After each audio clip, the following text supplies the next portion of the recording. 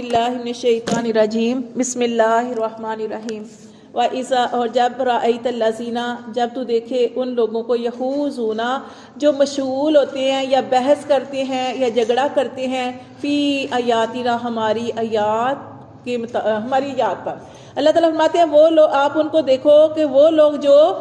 بحث کرتے ہیں ہماری آیات کے بارے میں فَأَعْرِضْ عَنْهُمْ تو ان سے اعراض کریں۔ کچھ ایسے لوگ ہوتے ہیں نا کہ جن کو دین کی سمجھ نہیں ہوتی اور وہ بیٹھے ہوئے ہیں باتیں کر رہے ہیں اور دین والوں کا مذاق اڑا رہے ہیں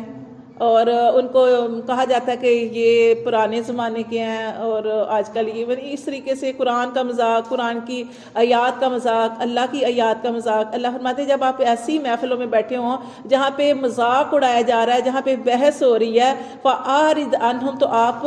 اعراض کریں ایسی محفلوں میں بیٹھنے سے۔ پہلے تو یہ ہے کہ آپ ان کو ایک دفعہ بتا دیں کہ ایسا نہیں ہے، لیکن اگر آپ دیکھ رہے ہیں کہ وہ اتنے جاہل ہیں کہ آپ کی بات سنیں گے نہیں تو پھر آپ جو ہیں ان سے منہ پھیرے، حتیٰ یہاں تک کہ یخوضوا فی حدیث، یہاں تک کہ کسی اور بات میں وہ مشغول ہو جائیں غیرہ اس بات کے علاوہ، ٹھیک ہے۔ وَإِمَّا اور اگر يُنْسِيَنَّكَ اگر بلا دے تجھے شیطان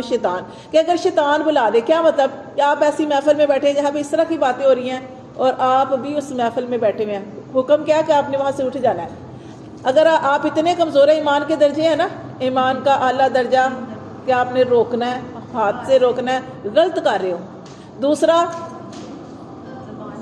زبان سے یعنی ہاتھ سے روک سکتے ہیں، ہاتھ سے روکیں، نہیں روک سکتے تو پھر دوسرا کیا ہے، زبان سے منع کریں، وہ بھی نہیں سنی جاتی،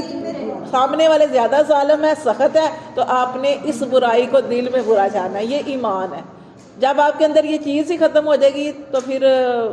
ایمان آپ کا بہت کمزور ہو گیا۔ تو یہاں پہ بھی یہی کہا جا رہا ہے کہ اگر آپ ایسی محفل میں بیٹھ گئے ہیں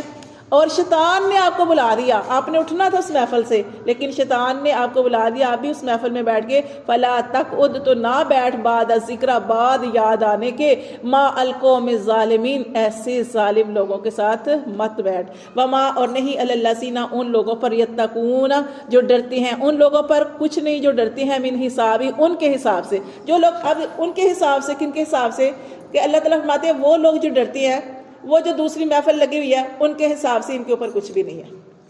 ان سے نہیں پوچھا جائے گا، ٹھیک ہے۔